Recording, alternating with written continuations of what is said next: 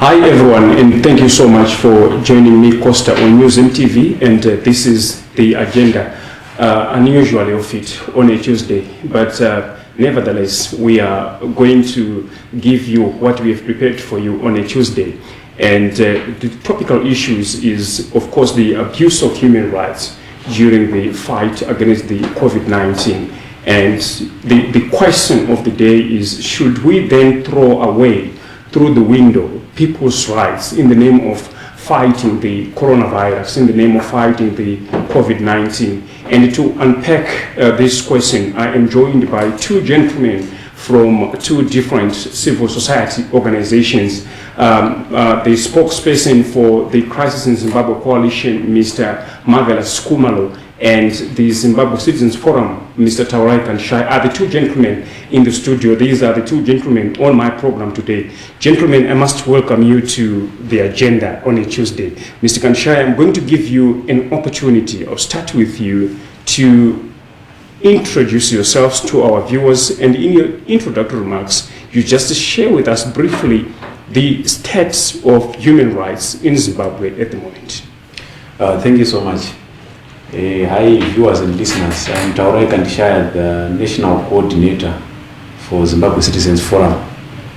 To start with, I can't say much, but maybe I will ask you at a later time to unpack your question, because I'm not seeing the relationship between fight against COVID-19 and throwing out of human rights through a window. It's a bit difficult for you. It's not difficult. You don't understand. There are some. The topic itself sounds self-contradictory. So, well, it's fine. I hope you're going to understand it. Mr. Kumar, your introduction remarks. Thank you, and good afternoon, viewers, and thank you so much for hosting us as the Crisis in Zimbabwe Coalition on this program. My name is Marvelous Kumalo. I am the spokesperson of the Crisis in Zimbabwe Coalition. In terms of the rights, yes, as a coalition, we are concerned because we have witnessed a series of human rights violations in the wake of COVID-19 induced lockdown, as the security apparatus try to enforce the lockdown. We have received reports of allegations. We have received reports of allegations of the military and the Zimbabwe Republic Police beating up people in a way trying to enforce the lockdown. We have also received reports of people who are starving in their homes, where the government has failed to offer some form of social protection to them. We have had pledges by the government where they said they were going to make sure that no one will starve during this COVID-19 induced lockdown. But we have had families that are actually starving at the present moment. So surely by that, it is important that as a country we discuss and have opportunities of dialoguing, so that as we enforce the COVID-19 induced lockdown, which is a very commendable way of trying to mitigate against the spread of the coronavirus. But at the same time, no one should be left behind or be left to starve, or no one should have his or her human rights violated as a way of trying to enforce the lockdown. Mr. Kumala, while I'm going to give Mr. Kanshai to another opportunity to profile his understanding or his observations on the state of human rights, I'm sure now he has picked a few points that will enable him to elaborate his point. But while this I'm asking him, I just want you this to ring in your mind. You have mentioned about allegations, so I will require illustrations and examples from you. So, Mr. Kanshai, here's another opportunity. What is the state of human rights in Zimbabwe at the moment? Because at the moment we are fighting the COVID-19 vis-a-vis the observations of the constitutionally enshrined people's rights? Thank you so much, Mr. Costa. Truly we are under a serious crisis when you look at COVID-19, which is a worldwide pandemic. Nobody is safe from this, and you will agree with me that the coming in of COVID-19 played a role in suspending quite a number of rights for people, especially the right of movement. You know, people have their liberty. The free movement, yes. Yeah, they can move from Zimbabwe to whatever country they deem necessary. But so far people are not traveling, which is a human right on itself, which is not being given to people across the world. Even in America, we have a right of association where you can gather, you can opt, you choose your own church. You go to that church. If it's Apostle, Pentecostal, the Constitution gives you a right to gather and to develop your own belief through sharing of notes and preaching and stuff from your pastors. People are not doing it because of COVID-19. It's another right which is not being practiced because of COVID-19. You see, we have quite a number of rights that are suspended. Even if you look at our courts, they are not operating the way they should be operating. Yes. Even if you look at the presence of police, the presence of military guys at roadblocks, how municipal police was given powers of arrest, all that was done for the purposes of wanting to contain the situation. So I will agree with you that world over, there are certain rights that were suspended because of COVID-19. For the supreme right is the right to life. Good. You see? So whatever that we do, whatever types of rights that we may need to observe, the major one or the target, that which we seek to achieve is to protect human life. So in whatever instance, whatever that you wish to do, whatever right that you wish to practice, it mustn't be a threat to human life, because after all we are protecting human life. So I will agree with you that world over, and for people who tried not to kind of suspend some other, I can call them unnecessary rights at the moment, countries like Sweden, they tried not to impose lockdown restrictions. In one day there were 1,800 cases. In America there's Donald Trump there. He didn't want to do it. You can tell their death rate. In China, strictly they imposed lockdown, and it was strict. I think there is no country in the world that is a strict lockdown like China did. They managed to contain. In Ghana, they lifted lockdown.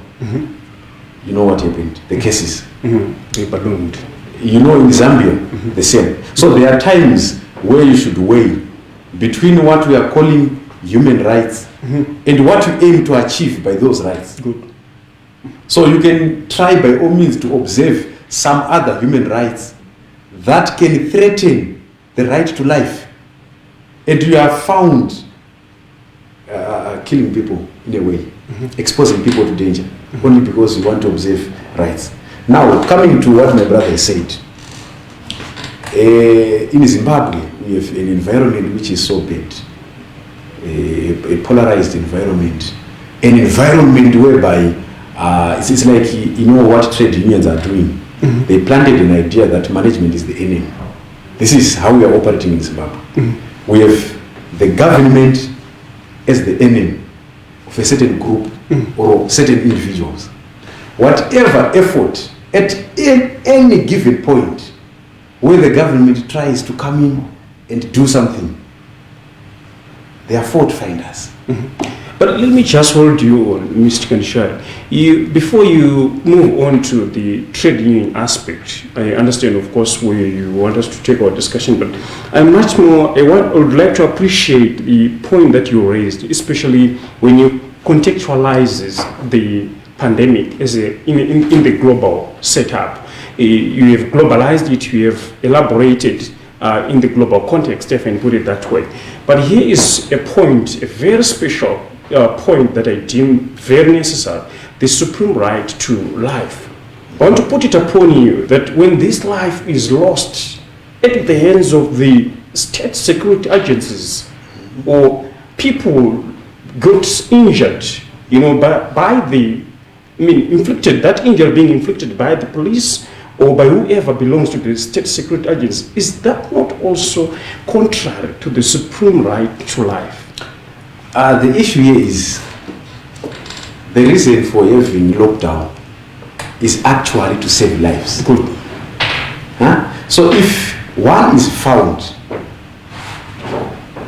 breaching or defying lockdown, which is meant to save 16 million lives, and this is an individual, and this individual has capacity to cause an outbreak which is not controllable.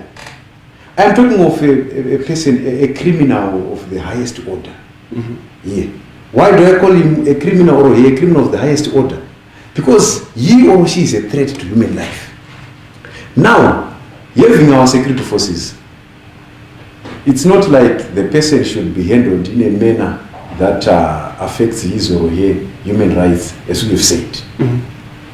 And in any case, if anything of that sort is found to be happening, we should get it from the formal side, because we have constitutional bodies that deals with that. I'll give you an example of the police. Even if a police officer abuses me, I can still go to the police. Even if a municipality police abuses me, the police is open for that. The problem why I was talking about polarization now is without appreciating the government efforts, without appreciating the containing of the Covid-19 here in Zimbabwe as opposed to what is happening in other countries, we are now finding people with reports of being abused, people with reports we were beaten, people reporting we were harassed, people reporting we were punished. I think you saw what was happening in South Africa. Here in Zimbabwe, we have the friendliest types of roadblocks here in Zimbabwe. We are asking for a letter. Where's your letter? I don't have. You go back. Where's your mask? I don't have it. You go back. But because we have a clique of people who survive on causing chaos and type of trying to raise despondence in the country, whenever there is a phase of life here in Zimbabwe, they bring a political perspective to make sure they undermine the efforts of the government. You must have a very interesting point there, but just hold on. Mr. Kumalo, I require you to just proffer illustrations or examples of the alleged, abuse of human rights that you mentioned earlier, so that we contextualize our discussion. Thank you so much. Here I see that we have zeroed in much on the so-called civil and political rights. But I want to turn the discussion to socio-economic rights first. For instance, in most communities at the moment, we don't have running water in our taps. Local authorities are giving excuses that they are constrained in this COVID-19 situation. But you and I will agree that they have been always constrained even before the COVID. One, there's always been some constraints. Two, when the lockdown came, it came with specific restrictions. Don't go to overcrowded places, don't stand in queues, maintain the social distancing of about a meter to 2 meters. Yes. So here we have a citizen without running water in his homestead. He or she is forced to go to a water point, be it a bore, a water well, or something of that nature, to draw water from. What are we saying in terms of the enforcement of the lockdown? So municipalities and central government are violating the citizens' right to water by not making sure that there is potable water within our homes, where it will assist us by not being found wanting to go out to experiment and go to a water point to draw water from. And in the implementation of that mission to go to the nearest water point, one might then meet with the law enforcement agents. Then one is then asked, where are you going? One is then prone to having his or her rights violated. Yeah.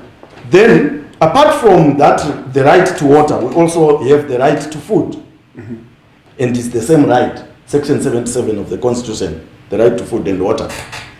It is an obligation or a duty of any government to make sure that its citizens do not starve, mostly in cases of emergencies, like the COVID-19 situation. So, the government has a role to protect its citizens, to provide social safety nets or social protection.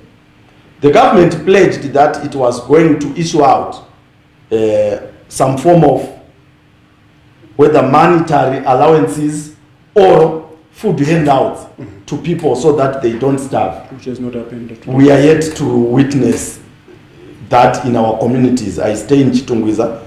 I'm yet to see that happening. I know of families, child-headed families. I know of families that are led by the elderly who are not working, pensioners and so forth, who are surviving under a very precarious situation as we speak. So to say their right to food has been violated is correct. So I'm giving you instances, as you really said. I have to draw good examples. Let me just, let's try to have a flowing discussion. Mr. Kanshaya is touching on, he was getting into political aspect of the abuses of the human rights, and you are focusing on food and water. So I would like us to agree, maybe we'll unpack the political side at the end. Now we go on the food aspect and water. Do we agree with that? Yeah, you see, I was responding to him. He spoke about abuse by Law enforcement. We can hang that point just aside. We can put that aside, then it will be the next focus of our discussion, of course. So now we can zero in on food and water aspect. Who is with this responsibility actually? You see now, we have been having these water challenges even before COVID-19. We have local authorities that are not functioning. But I want to believe that during that time people were free, of course. You know the type of life that people are in, informal sector, people run up and down, but now it's not possible. You know, I have a challenge when you attend a full council meeting at Harare Town Council, even in Chitungwiza there, you find out that the councillors, the mayor, the staff, they will be having mineral water by their tables. They drink mineral water. Yet, they supply to the residents tap water, which they can't drink in their meetings. Yet, they claim it to be safe. Then I say, like, if tap water is safe, why then are you having budget for water for your meetings? For meetings, yeah. Why is it that, as a resident, I pay to council for the water, for drinking water, that you don't deliver to me? You take my money and buy water for yourselves. We pay refuse collection. And now council have a very stupid excuse of saying we are failing to deliver basic services because people owe council, people are not subscribing to council and stuff. But each and every year, the central government itself, it disburses money to help local authorities give people clean water. Some foreign organizations, some NGOs, that's the same. If you take statistics, if you take Mayor Mugomba, for example, and say let's do statistics, you find out that the debt that he claims to, that residents have a debt to council, is much lower than the amount they were given by the government and other bodies to supply safe water. In your understanding, who has got a responsibility? Because I have had conflicting issues, conflicting points, that the council was saying its responsibility is to distribute what should have been provided by the government, saying it is the baby, it is government's baby to provide water, and then council just distribute. That's what. So you think we can have a whole council to distribute? No, I mean a whole local authority just to distribute. That's the argument. I am saying, Mayor Gomba said this. We are failing to give you clean water because you are not paying the rates. He said it. So at times we don't need to blame central government. Even if you go on internet and Google, central government has been giving money to local authority for distribution, for safe delivery of safe water. Furthermore, when they buy cars, when they give each other allowances, are they taking those allowances from central government? Why is it that it becomes the problem of the central government when it comes to service delivery? But when it comes to salaries, it's their own issue. When it comes to buying cell phones, data allowances, traveling allowances, trips, it's not central government, it's local government. But when we say now, give us what we should get from you, it's now central government. Mayor Gomba is his own person. And what is the role of the civil society in those circumstances? The role of civic society is to make sure that people's rights are respected. We act more as a watchdog. On one condition, we should not be political. Of course. So I understand, William, as a civil society, you do represent the residents, yes, you represent the citizens. Of course, one of the roles is to point out when such a misnomer happens. And I understand that one of the issues you will do is to take them to court. Have you tried it? No, we haven't. You know what? The problem we have is civic society is divided. I'll give you an example. It's just an example. When we started our conversation, the moment as civic society we sound to be political, the moment we advance an agenda or an ideology of a certain political party, we become compromised. Because it's very difficult for I'll give an example for R2s to take, for example, to take a MDC-led council to court. It's even difficult for Mr. Kumalo himself to take Mayor Gomba to court. Why? Because which we have done a number of times. No, let me finish. The reason why, whenever he does that, I can't allow you to. No, it's okay. Whenever he does that, silent. And you heard him when we started conversation. He wanted to speak about food and water. He started by blaming the law enforcement agents as if he received any report. Fine. Let's say Mr. Kumalo received a report that human rights people are being abused by law enforcement agents. He received a report to act upon it as who? But do you agree with him that we are facing challenges in terms of food and water being accessed by the citizens at the moment? We have been facing those challenges. Yeah, but the different issues now, people are locked into their houses. It's only those who have been allowed by the government to proceed. No, let me stress this point. People are not locked in their houses by the government. We should understand this. It's law and regulations, right? The moment we say we think people are locked in their houses by the government, then we start to expect the government, forgetting that the government itself is also locked. Because we have government officials. There's nobody who is traveling out. There's no business in government. So we are having citizens who are locked. And a locked government as well. So we are trying to improvise, and as a citizen, I'm trying, the government is also trying. Mr. Kumalo, I want to give you an opportunity. Thank you so much. I want to draw us back to the fact that the primary responsibility of any government in the world is to provide social services and social protection. He spoke of the prime, what he referred to as the supreme right, the right to life. Good. And that is the role of any given government, to make sure that its citizens enjoys the right to life. And how is someone then expected to enjoy life when there is no water? How is someone expected to enjoy the right to life when he or she has no access to food? So I think we are speaking the same thing Same here. language, yes.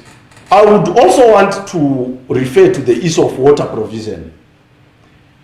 City of Harare owns no dam. Chitungwiza municipality owns no dam. It is the role of government to provide water infrastructure. The Kunzi Dam project that has been talked of. Where are you getting it from? That it is government's duty? It has been there in national budgets. I refer you back to the 2019-2020 budget. there is a provision for the Kunji Musami Dam construction by central government.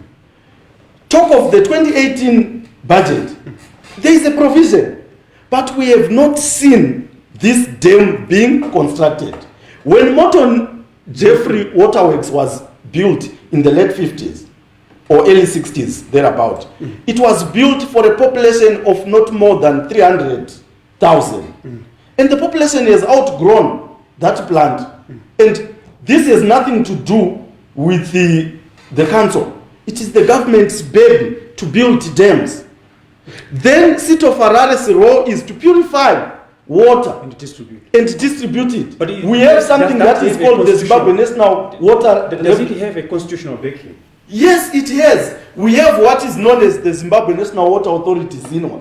That's its primary role, to make sure that we have dams in the country where the local authorities can draw water from, treat it and pump it to citizens. So that is the role that we have. You raised an allegation that it's very difficult for you to sue the council. Which I objected to, because we have sued both central government, we have sued City of Harare, we have sued Chitungwiza municipality for failing to provide potable water to people's homes. We have sued and cited the mayor's office, Mayor Gomba. We have sued and cited the mayor of Chitungwiza, Mayor Michael's office. We have sued central government and cited Honorable July Molo's office. Because when we talk of water provision, council has a role, central government has a role. That's why all the local authorities, you see that they fall under the Ministry of Local Government, because there is a complementary role between local authorities and central government for them to provide water. So if they fail, we point a hand to the local authorities, and I'm the one who brought them in when I mentioned issues to do with socio-economic rights. Then we also point a hand to central government, and I want to end by pointing out that as the Crisis in Zimbabwe Coalition that we speak, that I speak on behalf, there's nothing bad about us being political. Because the moment one says, I am hungry, that's a political statement. The moment you say there is no water, that's a political statement. What we cannot afford to do is to be partisan. We can't be seen to be supporting any political party in Zimbabwe, whether ZANU-PF, MDC, as civil society organizations. But as a person, as Kumalo, I have my right to belong to any political party, the right of assembly, the right of association, that I can enjoy. But as civics, I want to state it categorically clear that as the Crisis in Zimbabwe Coalition, there's nothing wrong with us being political. But what we cannot be is partisan. Mr. Kanshaya, you must come in, but before that, let me just remind you, our viewers, that we are going to have an opportunity where we are going to pick questions from you. And on the program, we do have Mr. Kanshaya from Zimbabwe Citizens Forum and Mr. Marvelous Kumalo from Crisis in Zimbabwe Coalition. And make sure that when you're throwing your question, you specify where your question is directed to. So, Mr. Kanshaya, would you like just to respond to what Mr. Kumalo is saying? My brother said it is the responsibility of the government to supply water, and the responsibility for local council is to purify. Actually, the role of ZINWA is to supply raw water. Raw water. It's point number one. Now, we as residents, we don't expect water from ZINWA. When water is coming out of the taps, it's just dirt. It's as raw as it comes from ZINWA. Hence, the question of what the local authority is doing. You said you sued local authorities, you sued Ministry of Local Government. A clear confirmation that our problem is with the local authorities. Because when ZINWA supplies raw water, it needs to be purified. And the challenge that we are having, even if you ask Gomba, the problem that we are having, they are failing to treat raw water into safe water. So water is available. But council is water, but the council is, even if you open your tap, are you drinking tap water in your place? Be honest. I don't trust it. You see now. So is it the role of the central government? The central government is supplying raw water. It's now the role of the council to purify water, because when we pay rates, we pay to the local authority so that they deliver to us purified water. You know, for central government, you can use water, raw water for irrigation. You can use raw water when you want to construct, among other things. What would you say about the project that are unfinished for quite some time that you mentioned, the Kunju Dam and so forth? You know, those dams, if the project is complete, I think they will play a pivotal role in increasing the volumes of water. But now our problem is not volumes of water. Our problem is of not having safe water. This is the reason why council is partitioning delivery of water. Some other cities, some other towns, some other suburbs. Why they can't do it in mass? Because they are failing to treat water. That which they deliver also is raw. So the government is actually playing its role, and it's linking direct to the citizens because we are receiving raw water. It is the council that is failing.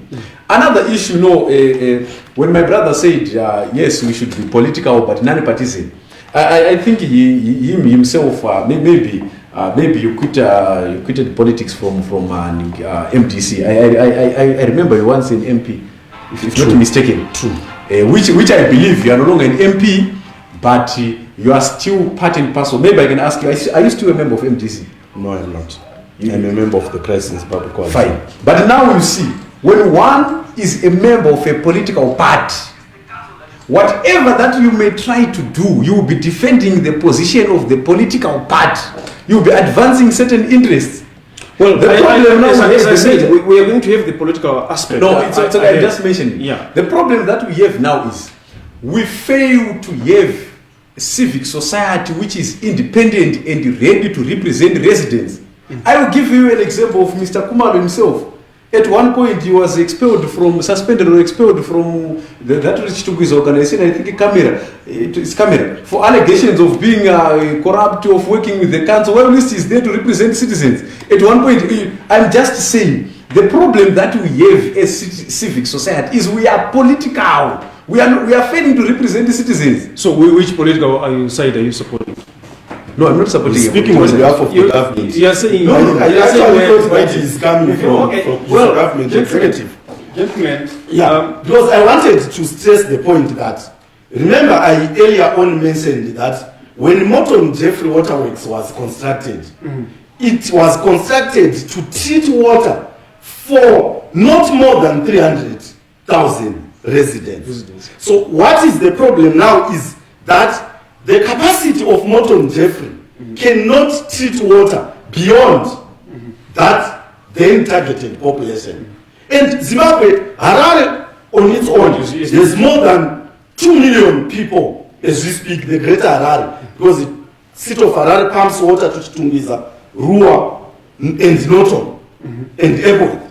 So the moment then we expect city of Harare to use a 300,000 water treatment capacity plant to give that water to 2 million people, something will be wrong with us. So the government should chip in, come up with the Kunji, Musami and Muda Dam projects, establish fresh or new water treatment plants there so that they increase the local authorities' capacities to treat water and pump it to the citizens. Then when that happens and the local authorities then fail to continue to treat water and give excuses, then it won't be an issue of central government, but it will then remain an issue of local authorities. And if we go to section 77 of the Constitution now, unfortunately I don't have a copy here, it clearly mentions that the state must, and we all know who the state is. City of Harare is not the state. Central government, including its different tiers, including the city of Harare, forms what we call the state. Gentlemen, I know the issue of water is very, very, very important, but can we move on to the aspect of food? I know from my observations, you are not going to agree on who has got a responsibility of this, and this debate has been raging on. But let's focus on food as another particular issue. People are now starving. You mentioned that item, and I'm glad at least the two of you agree that we're in a very precarious position in as much as securing food is concerned. Why is it so? What is the civil society doing to make sure that it pushes the government to fulfill its mandate, constitutional mandate? You see, well, you spoke about the supreme right to life, and if someone lacks food, that person dies. You know, I will start by responding. I will take you a little bit back. I agree that Morton Jeff was constructed to cater for 300,000 people, and now we have more than 2 million people here in Harare. Are we having enough water for 300,000 people? Enough treated water in Zimbabwe today? You said you don't trust tap water. Himself, he doesn't trust tap water. I don't trust tap water. Councillors doesn't trust tap water. Mayor himself doesn't trust tap water. The three of us here, plus a full council of Harare, we are less than 3,000. In fact, we are less than 100. We all don't trust tap water because it's not treated. So the issue is not about having dams that supplies volumes of water. It's about treating the little that we have. What guarantee do we have that if people are failing to treat water for 300,000 people, they will be able to treat water for 3 million people? What guarantee is there? So if council is failing 300,000 people, even if you give them 10 million liters of water, it simply means people are going to get 15 times raw water. So the problem here is we are not having treated water. The fact that water is not coming out on our taps, it's not that the dam is dry. It's that they are failing to treat water. The government, through Zinwa, is providing raw water. Who is there to treat water so that I and you will consume? My brother, I think here we are all in agreement that because the topic speaks to violation of human rights. And we all agree that people's rights are being violated because they are failing to get water, they are failing to get food. Be council, be the government. What we must not look at now is whose responsibility is it, but people's rights. We can argue here the entire day to say who is it that who is violating the people's rights. But the question, the end product, the end situation is that the rights of the people are being violated. And if we are a civil society that is worth its pitch, that is worth its salt, we need to make sure that we stand for those people whose rights are being violated. And make sure that we do a lot of advocacy. We represent those people so that their rights are not violated during the COVID-19 induced lockdown. The subject of who is responsible and so forth, I believe can be a subject of yet another day. But for now, as the topic clearly guides us and limits us, it is about whether people's rights are being violated during this lockdown. And for sure, that the three of us, including my colleague, who is a bit inclined to central government, surely people's human rights, it's there for everyone to see that the rights are being violated. Mr. Konshaya, let's look at the food item. People are starving. You know, and the civil society is there. What I can say is we have been having challenges in terms of food. Yeah, but I understand. The difference, as I said, is now people cannot just not really go and do their hustle. You are coming to work yourself. Yeah. You never stopped. But you still have your challenges. The challenges that you had in 2019, you still have them. But you are coming to work. So here we are talking of a person, we are talking of a problem that came from a long, long way. We have been having these challenges. And these challenges are as a result of the shrinkage of our economy. And the shrinkage of our economy, we can't talk about it without mentioning the political end. Whatever problem that we currently have as Zimbabweans, it's as a result of political end. Which political end? Why political end? Where is the political end coming in? That's where the problem is. We are currently having this what is starvation that we are saying. Maybe I don't think it's some kind of new problem. We have been having this problem. Yeah, basically people are lacking food. I can put it that way. World over, not only in Zimbabwe, but specifically in Zimbabwe, people are having challenges. But I need us to agree that the shortage of food that you are saying, that you witnessed, is not as a result of lockdown. It is as a result of economic challenges. Let me just make a follow-up there. The government recently pledged that it was going to assist vulnerable groups of people. You as civil society, if you make any follow-up to make sure that pledge was satisfied? Yeah, personally, without sounding to be inclined to whatever side, there are areas that I have witnessed people receiving food hampers. Sure. Yes, there are areas that I have witnessed people receiving some monies in their phones. The problem now might be saying, maybe Mariachi Shoma, that's up to an individual. I saw a video yesterday when they said... So how much were they receiving from your... I think it's $200.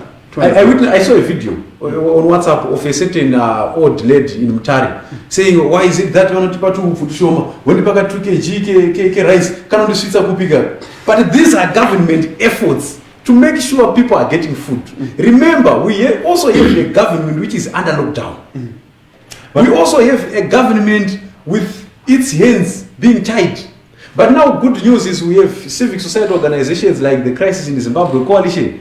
I can call them the type of the rich civic society organizations, or civic society organizations that have access to funding, civic society organizations that have coffers, civic society organizations that have widespread international links, like civic society, like Crisis in Zimbabwe Coalition. Yours doesn't have international links. No, it doesn't have. It doesn't government links. No, it doesn't have government links. But now when you look at Crisis in Zimbabwe Coalition, you only see them emerging when they are pointing a fault.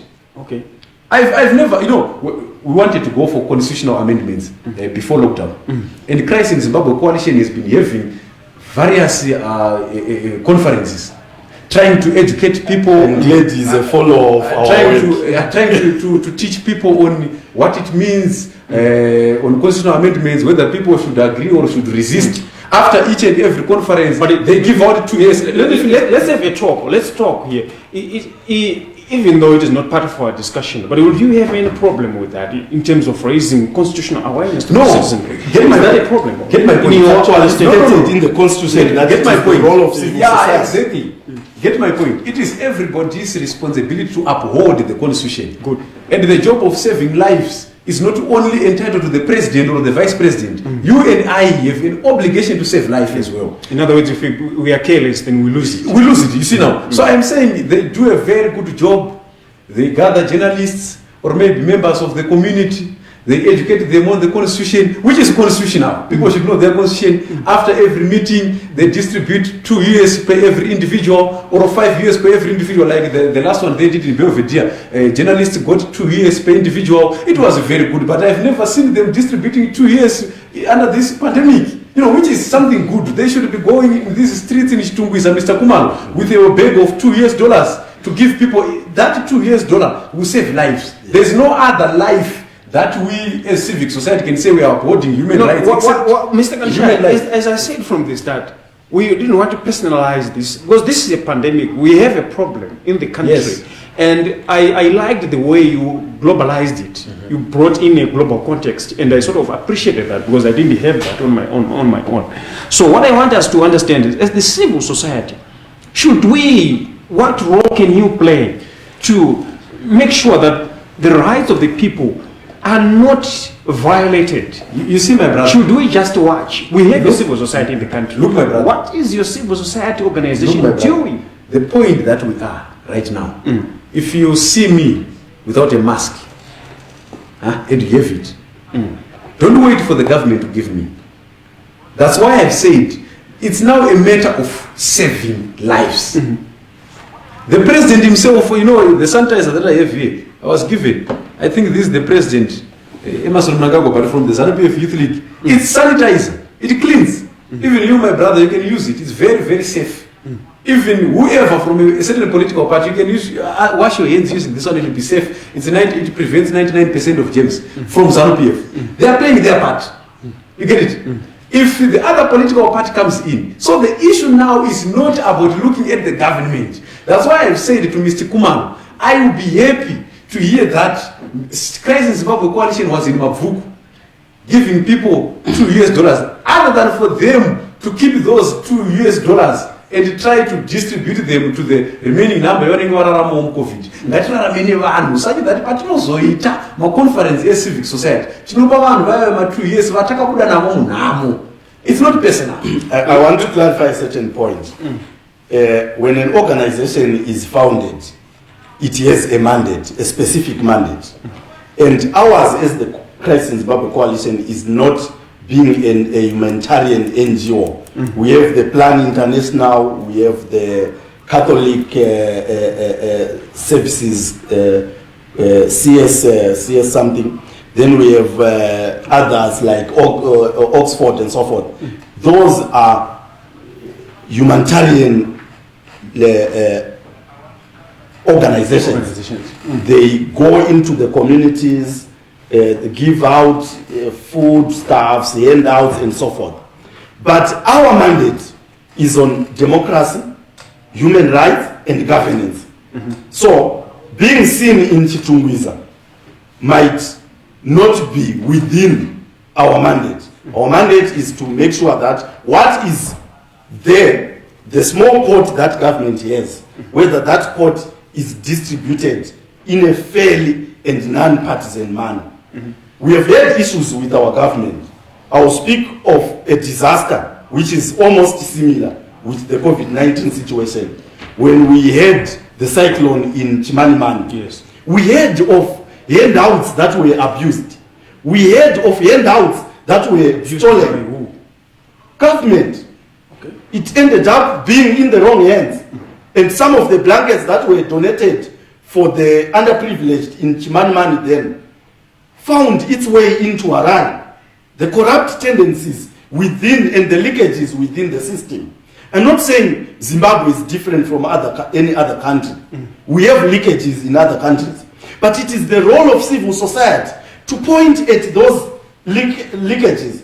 Perhaps the president is not aware. So ours is to raise those issues with the relevant offices so that they get attention and nip the corruption in the bud and stop the leakages.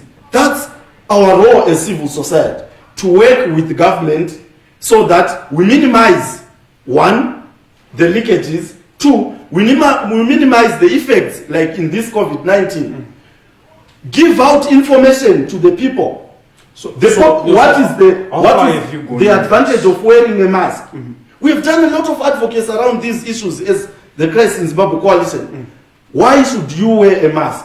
Why should you observe social distancing? But what we are saying here is, after everything has been done, people are in their homes. Do they have access to potable water, clean water? Do they have access to food? Because it will be pointless for us to come here and talk of other rights at the expense of the important socio-economic rights, which directly contribute to the supreme right to life. So as long as people are starving, as Christ in Zimbabwe Coalition, we can't sit, relax, and say no, we will be termed political. We would not have done our duty. Gentlemen, I see here, we can spend the whole day discussing, but of course, let's discuss the last aspect, then we take questions from our viewers. Let's look at the issues of the latest violations of political rights. What would you say? We have had a spate of abductions, the assault of people, particularly the women in Blue Whale. You have read about those Improv sisters. They were assaulted by the police, and gruesome images have been circulating on social media. And we have got 3 MDC Alliance activists, including the Harare West MP, Joanna Mamonde, who are actually nursing injuries of alleged abductions. And I want to ask you, as civil society gentlemen, how is this situation? What is your opinion, Mr. Kanisha? Thank you so much, my brother. Before going further, I enjoy discussing facts. Sure. You have said we head off. Yeah, of course, the Blower case is now verified. It's factual. And the Blower case, we should differentiate between the behavior of the organization and the behavior of an individual in that organization. I think the Blower case, I will start with that when police officers took bribe from a combi. They were arrested and stuff. So that one, I think it's now being dealt with. It is There is a difference between the behavior of the organization, or what we call they call it the service charter in the police, and the behavior of individuals. All right. Now we come to the issue of so-called abductions. We need facts to conclude that it was an abduction. What is an abduction to start with? Who were abducted? The circumstances, before we conclude, because investigations are still underway. The problem that we have is that we have people whose life depends on politics. People who have no other means of living and of surviving. And those are the people who are complaining for against extension of lockdown. Why? Because if we're not under lockdown, we could be having other people driving Mercedes-Benz latest by now. We could be having series of demonstrations. We could be having series of political activities. But now those people no longer want lockdown, because lockdown is pinning them down, it's restricting them from addressing gatherings. So abduction issue, unless there is anyone who can be a witness in the courts of law, among the three of us, if there is anybody who is so sure that abduction took place, and for that person, I think the police, they are looking for such people. Would you just add your voice to the national police spokesperson who confirmed to different media houses, including our media, that indeed these three were arrested? Would you add your voice to that scenario? Yeah, the challenge. And then these people, after the national police spokesperson confirms in the media that indeed they were arrested and then they went missing. No, the challenge, with media, I can't comment things that came from the media specifically, because I know media can do anything at any time. I will give you an example of myself. I'm referring including the state media. No, I'm saying media in general. I can't comment things from the media. But if I had it on good authority that the police spokesperson said this, you see, and I'm from the Zimbabwe Citizens Forum. I remember the other time when what your caption was saying, ZANU-PF aligned Zimbabwe Citizens Forum. That's media. If the other person is referring to me, he refers to me as a civic society leader. So commenting from media is very, very dangerous. All I can say is, to me, there was no abduction that took place, because I know these people. No abduction that took place, Mr. Kumar. That's his understanding. I would not want to be drawn specifically to whether an abduction occurred or not. I think there are proper channels under which the MDC Alliance, as the concerned organization, can comment and draw conclusions. But I want to speak to the topic on issues around violation of people's civil and political rights. Under the guise of enforcing the lockdown, I've witnessed with my eyes, I've seen people being beaten in Chitungwiza by members of the police clad in police uniforms, by members of ZNA clad in ZNA uniforms. So, for me, when I came here, I took this as an opportunity to say, we have specific regulations as a country, where if one is found to be on an offending side, I understand one is supposed to pay 500 RTGS as a fine for violating the lockdown or restrictions measures. We become worried as an organization when we see police officers and military officers taking the law into their hands, violating other people's rights by beating them up and letting them do any other forms of unconstitutional means in the name of enforcing lockdown restrictions. So for me and for the organization that I stand for, that is a violation. How should they deal with them? Arrest them. The police have arresting powers. Arrest the people, take them to a police station, whether they are taken to court or they are made to pay the stipulated 500 RTGS fine. That's constitutional. That's legal. So, when we use extrajudicial means to address a violation of some laws, then we become concerned. on its own, it becomes a violation. Then lastly, you were just about to mention that the police spokesperson, Assistant Commissioner Pollard, confirmed that the three were arrested at a roadblock in Belvedere, near the National Sports Stadium. Then, after a while, the legal team failed to locate them. So, if the allegations are true, we condemn them. Because the role of the police is to arrest, do papers, and send people to court. How these people ended up in Bindura, in Musana, is still a mystery that needs to be investigated. I'm glad he said an investigation is being carried out. And as civil society, we are waiting eagerly for the outcome of the investigations. But we hear worrying allegations that, as we speak, one of the cars that these three were driving is still parked by another central police station, as an indication that indeed the police arrested the three.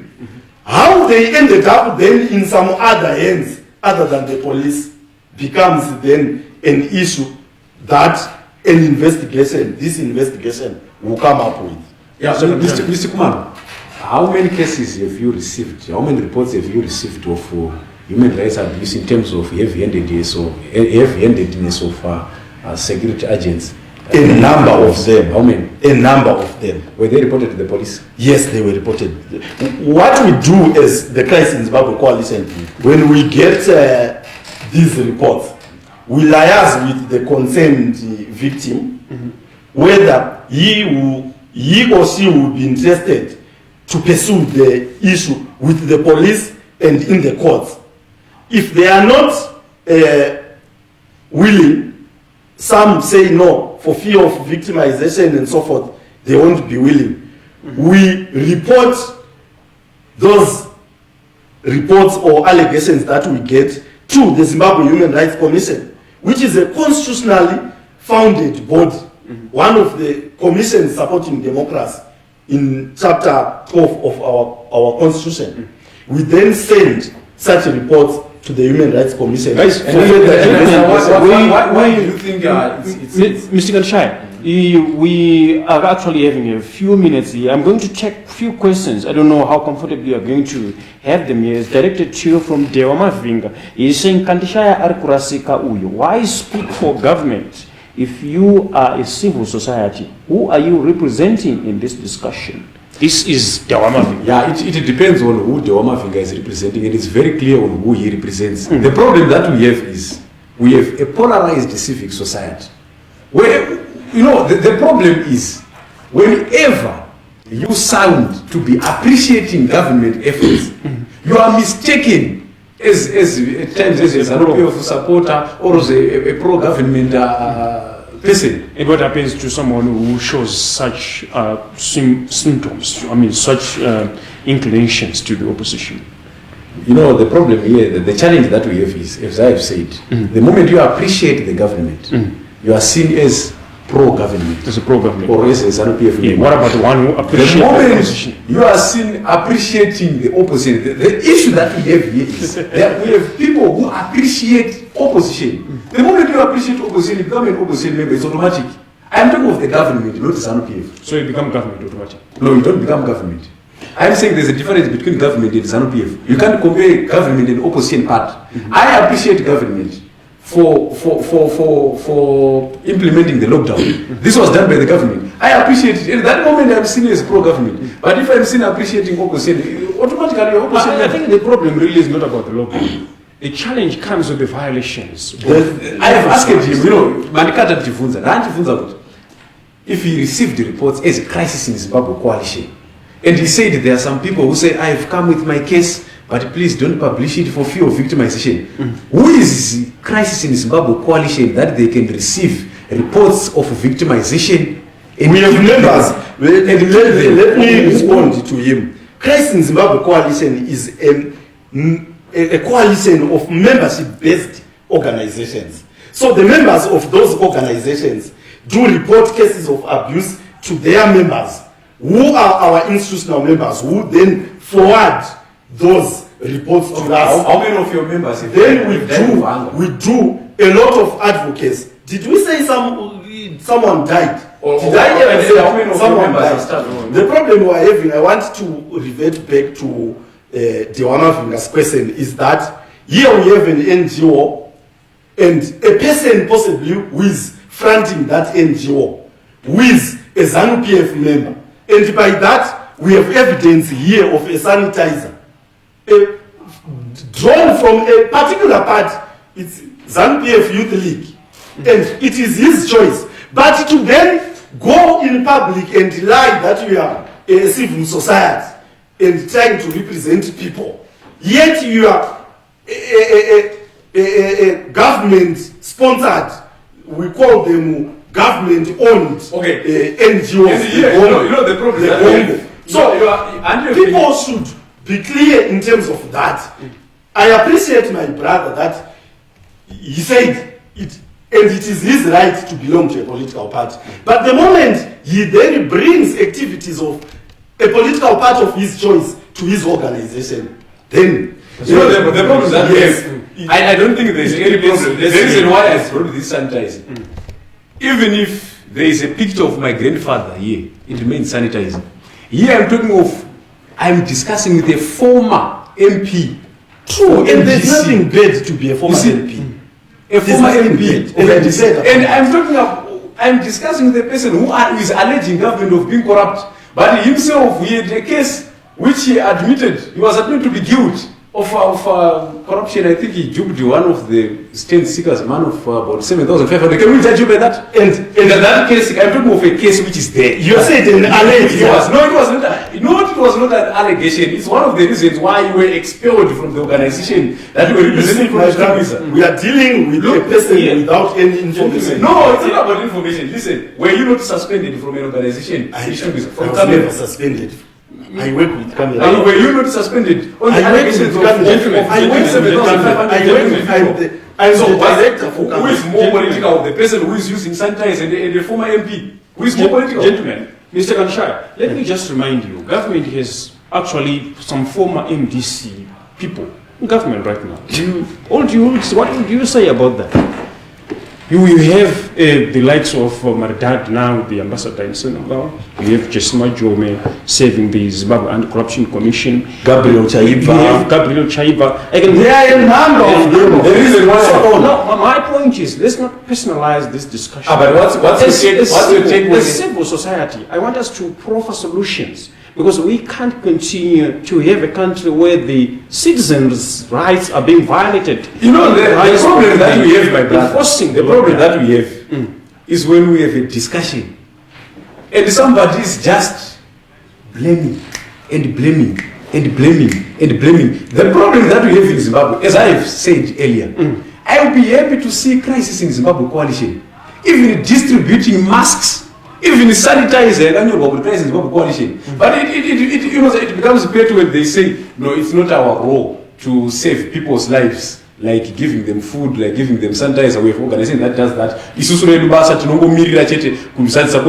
it's the same constitution in what everybody has an obligation to save life. So here we have a challenge of an individual who comes from an organization which is not even transparent, an organization which is not even clean, an organization that at one point the crisis in Zimbabwe coalition is going to South Africa. Why? An organization that distributes money when it's advancing a political agenda. But when we are in pandemic, it turns to the government. Why is it that the organization doesn't pressure the government and not go direct to the citizens when it's constitutional issues that advance their political agenda? Let me ask you a question. I still want to exhaust this because we want to round up. The Blair case, this is factual and documented, agreeable. Right now, the police officers are in court. What is your opinion on those, disturbing pictures of women who were assaulted by the police, who is enforcing the lockdown? This is our case. That's a violation. Yes, that's why I've said, I also condemn all that. But let's not take it as the position of the Zimbabwe Republic Police This is the reason we should be appreciating the government and the police for the arrests effected on violators. We must not take it. It's like I'm giving an example. Let me just read you a statement from the Zimright statement. Is just as their yesterday's statement. At a time when the government must be leading the nation in fighting COVID-19, it is regrettable that the security services have become a plague worse than the pandemic they are claiming to fight. My brother, I will ask you again. A person is not is innocent until proven guilty by the courts. Should we say crisis in the Zimbabwe coalition is a bunch of criminals only because my brother was once cited for playing fraud? Let's proceed to they should not be saying they should not be saying security services. They should be mentioning this is ZANU-PF Politburo member and former cabinet minister Chinga Dube is saying, I was going through the internet, I also saw two women who were thoroughly beaten by policemen for nothing. Police gave the excuse that they had broken the lockdown rules, but it is not right. You can put them in prison if they are not able to pay fines. My brother, what is your take on this? This is a ZANU-PF. Yes, don't worry about ZANU-PF, about MDC. We have said that the police officers who violated Wakasuma, agree? It's you who said that. That's what we need to see. We need to see accountability. We need to see each and every individual. Let's appreciate the government. This move proves that the government is strict. The government respects human rights. The government is leaving no stone unturned because police officers are now behind bars for that which they did. Why? Because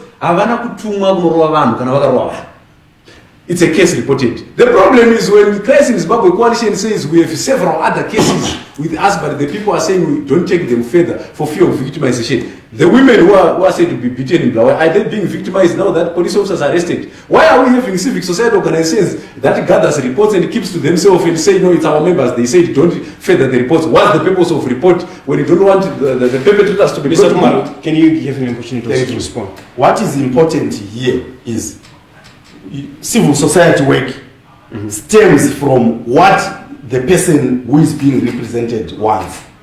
You can't go public when one says, no, I'm not comfortable with going public with this issue.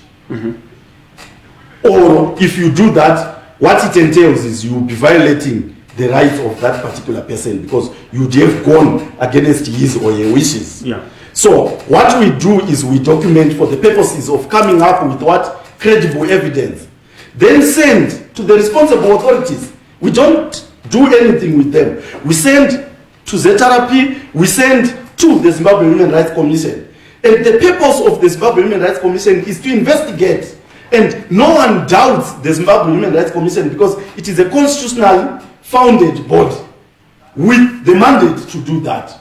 So we clearly view and appreciate their role. So we give to them so that they carry out further what? Investigations. So soon we will not stop doing our work because we have some other people who blame us that we are not appreciating what government is doing or what civil society, what ZRP is doing.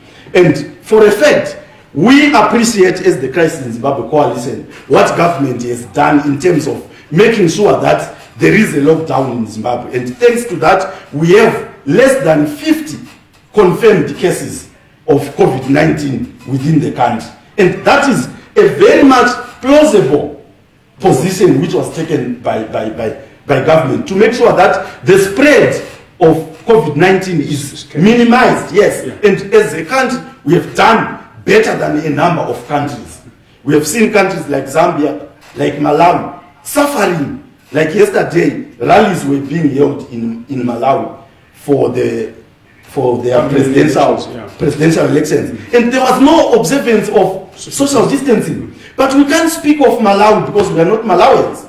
They have their civil society there. We will speak of any violation that we see in our country as the coalition. Gentlemen, I must appreciate that you have made time to be at Museum Agenda program. But maybe just before we close, Mr. Kanshaya, your parting shots to our viewers.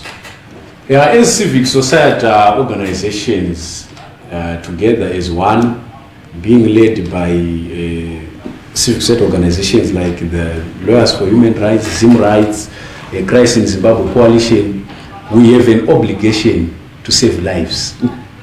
Whatever conferences and meetings that we shall need to do after lockdown, giving people allowances, let's take those allowances and start to distribute today, saving lives. Let's help the government. Let's not only be active when it comes to issues to do with politics. Let every civic society organization, especially Crisis in Zimbabwe Coalition and the Zim Rights, I challenge them. I expect to see them in Mavuku distributing masks. Don't worry, they can even describe them. That is Crisis in Zimbabwe Coalition, even sanitizer as ZANU-PF Youth League did. I'm expecting that because we are saving lives. Whatever that we shall do next, whatever conferences, we need healthy people. So in order for us to have healthy people, Mr. Kumar, dry your coffers. Give people help. Buy them minimum.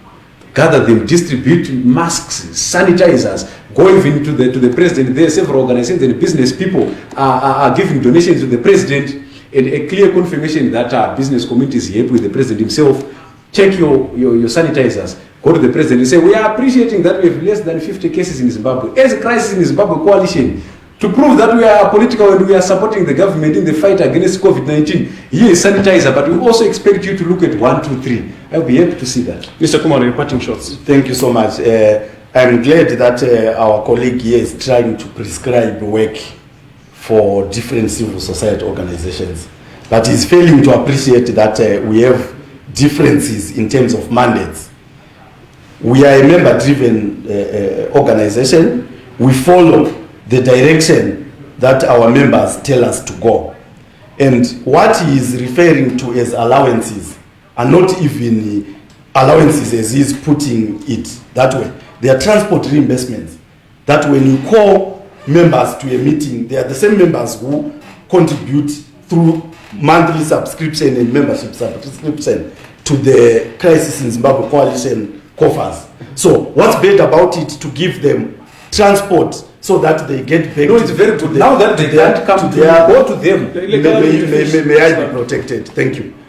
And lastly, I just want to appeal to newzimbabwe.com that next time when you facilitate such discussions like this, let us be honest with each other to say we are inviting Marvelous Kumalo to represent the Crisis in Zimbabwe Coalition and Mr. Taurai Kandishaya to represent the government, so that we come here surely knowledgeable that we are going to be facing a government bureaucrat or a government extension, so that in terms of the facts, I would have come with a number of issues that we want to relay to our responsible government. We could have done better in terms of taking those concerns from the coalition to government. And thank you for that. No, thank you so much. We had a very good time, and I appreciate you, Mr. Kumalo, for whatever that we had. As a former MP for MDC, I mean as an MDC member, you have tried by all means to advance. Thank you so much for following the discussion on News MTV. This was the agenda coming to you on a Tuesday, and I do hope you have benefited from the opinions the two gentlemen from two different civil societies have proffered. And until next time, continue following News MTV. Do not forget as well to like our Facebook page, newzimbabwe.com. And for more of these and other stories, please log on to our website, www.newzimbabwe.com, and follow us on Twitter at newzimbabwe.com. Until next time, bye-bye. You continue to